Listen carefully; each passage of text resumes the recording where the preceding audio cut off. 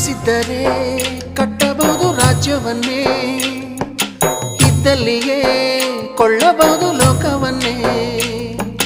ತಾಯಿಯ ದಯ ಹನಿಯು ಸಿಗುವುದೇ ನಮ್ಮ, ಕೋಟಿ ಕೊಟ್ಟರು ಅದನ್ನು ತರುವ ಯಾರಮ್ಮ. ಅವಳ ಮಡಿಲ ಸುಖ ದೊರೆತರೆ ಕೊನೆ ತನಕ, ಎಂಥ ಭಾಗ್ಯ ಕಂದ ಈ ನಿನ್ನ ಬಾಳಿಗೆ.